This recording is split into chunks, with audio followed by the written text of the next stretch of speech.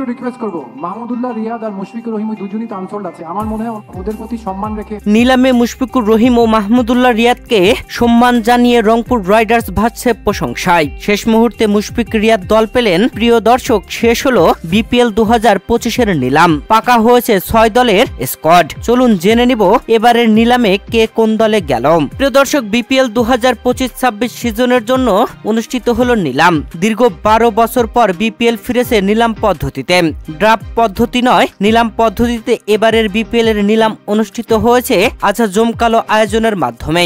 দেশি বিদেশি খেলোয়াড়দেরকে নিলাম থেকে কিনে দল সাজিয়েছে এবারের বিপিএল এ অংশ নেওয়া 6টি দল। এবারের নিলামে সর্বোচ্চ দাম পেয়েছেন নাইম শেখ। এই ক্যাটাগরিতে থাকা নাইম শেখ ও লিটন কুমার দাসের মধ্যে নাইম শেখ 1,10,00,000 টাকা দাম পেয়েছেন। তাকে দলে নিয়েছে চট্টগ্রাম রয়্যালস। প্রিয় দর্শক, আর লিটন কুমার দাসকে রংপুর রাইডার্স 70 লাখ টাকায় দলে নিয়েছে।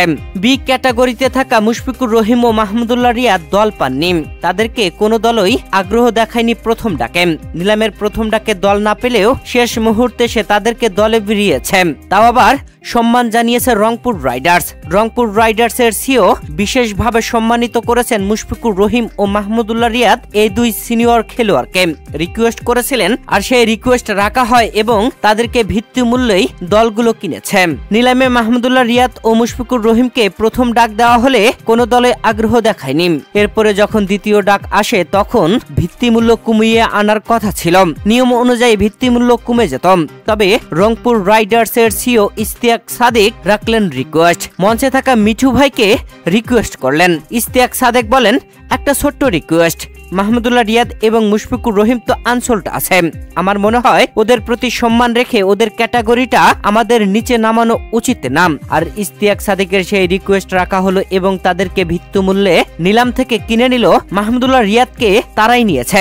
রংপুর রাইডার্স মাহমুদুল্লাহ রিয়াদকে ভিত্তিমূল্য 45 লাখ টাকায় দলে নিয়েছে। আর মুশফিকুর রহিমকে রাজশাহী ওয়ারিয়র্স ভিত্তিমূল্য 35 লক্ষ টাকায় দলে নিয়েছে। প্রিয় দর্শক, দেশি খেলোয়াড়দের নিলামের পরে হয়েছে বিদেশি খেলোয়াড়দের নিলাম। শেষ হয়েছে বিপিএল এর নিলাম। দেশি বিদেশিদের খেলোয়াড় নিয়ে দল সাজিয়েছে এবারের বিপিএল এ অংশ নেওয়া 6টি দল। চলুন জেনে নেই একে একে কোন দলে কাদেরকে নেওয়া হলো। শুরুতে জানবো সিলেট টাইটান্সের প্লেয়ার লিস্ট। সিলেট টাইটান্সের সরাসরি চুক্তিতে ছিল বাংলাদেশের লোকাল প্লেয়ার মেহেদী হাসান মিরাজ ও নাসুম আহমেদ, আর বিদেশি সাইম আইয়ুব ও মোহাম্মদ আমির। আর আজ নিলাম থেকে তারা দলে নিয়েছে পারভেজ হোসেন ইমন, সাইদ খালেদ আহমেদ, আফিফ হোসেন ধ্রুব, রনি তালুকদার, মোহাম্মদ জাকির হাসান, এমডি রুবেল মিয়া, আরিফুল ইসলাম, ইবাদত হুসাইন, মোমিনুল হক, শহীদুল ইসলাম, রাহাতুল ফেরদৌস জাবেদ, তৌফিকুল খান তুষার। আর বিদেশি অ্যাঞ্জেলো ম্যাথিউস আর অ্যারন জোন্সকে দলে নিয়েছে তারা। চলুন জেনে নেই রংপুর রাইডার্সের প্লেয়ার লিস্ট। লোকাল প্লেয়ার হিসেবে সরাসরি চুক্তিতে ছিল নুরুল হাসান সোহান আর মুস্তাফিজুর রহমান, আর বিদেশি খাজা নাফে ও সুফিয়ান মোকিম। আর আজ নিলাম থেকে তারা দলে নিয়েছে লিটন কুমার দাস, তাওহিদ হৃদয়, নাহিদ রানা, রাকিবুল হাসান, আলিসাল ইসলাম, মৃত্যুঞ্জয় চৌধুরী, নাইম হাসান, কামরুল ইসলাম রাব্বি, মাহমুদুল্লাহ রিয়াদ, আব্দুল হালিম, ইফতিকার হুসাইন ইফতি, মেহেদী হাসান সোহাগ।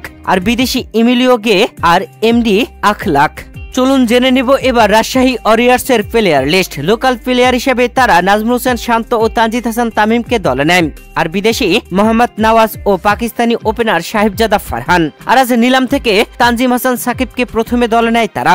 এরপরে ইয়াসির আলী রাব্বি, আকবর আলী, রিপন মন্ডল, জিসান আলম, হাসান মুরাদ, আব্দুল গাফফার সাকলাইন, এস এম মেহরাব হাসান, রবিউল হক, মুশফিকুর রহিম, শাকির হাসান শুভ্র, ওয়াসি সিদ্দিক, এমডি রুবেল। আর বিদেশি দুশান ইশারা হেমান্তাকে দলে নিয়েছে আর জাহানদাদ খানকে দলে নিয়েছে তারা। চলুন এবার জেনে নিব বিপিএল এর শেষ মুহূর্তে নবাগত দল নোয়াখালী এক্সপ্রেসের প্লেয়ার লিস্ট। সৌম্য সরকার ও হাসান মাহমুদকে লোকাল প্লেয়ার হিসেবে সরাসরি চুক্তিতে দলে নেয় তারা। আর বিদেশি কুশাল মেন্ডিস আর জনসন চার্লসকে দলে নিয়েছে। আর আজ নিলাম থেকে মাহিদুল ইসলাম অঙ্কন, জাকের আলী অনিক, হাবিবুর রহমান সোহান, মোহাম্মদ মুশফিক হাসান, সাদত হুসাইন দীপু, রেজাউর রহমান রাজা, নাজমুল ইসলাম অপু, আবু হাসিম, মেহেদী হাসান রানা, এমডি শওকত আলী, সাব্বির হাসান, রহমতুল্লাহ আলীকে, আর বিদেশি ইসানুল্লাহ খান ও হায়দার আলীকে। প্রিয় দর্শক, চলুন এবার জেনে নিব ঢাকা ক্যাপিটালসের প্লেয়ার লিস্ট। লোকাল প্লেয়ার হিসেবে তাসকিন আহমেদ ও মোহাম্মদ সাইফ হাসানকে দলে নেয় তারা, আর বিদেশি অ্যালেক্স হেলস আর ওসমান খানকে দলে নিয়েছে। আর আজ নিলাম থেকে শামীম হুসাইন পাটোয়ারি, মোহাম্মদ সাইফুদ্দিন, মোহাম্মদ মিথুন, তাইজুল ইসলাম, মোহাম্মদ সাব্বির রহমান, এমডি নাসির হোসাইন, তোফাইল আহমেদ, ইরফান শুক্কুর, আব্দুল্লাহ আল মামুন, মারুফ মৃধা, জায়েদুল্লাহ, মইনুল ইসলামকে, আর বিদেশি দাসুন সানাকা ও জুবাইরুল্লাহ আকবরীকে দলে নিয়েছে তারা।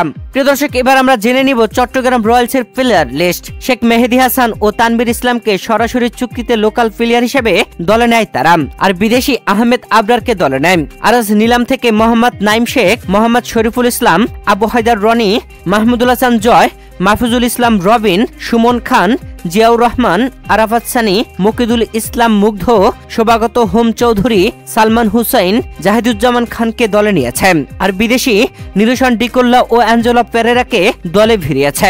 প্রিয় দর্শক, এবারের বিপিএলে কোন দলকে আপনাদের শক্তিশালী মনে হচ্ছে জানাবেন কমেন্ট করে।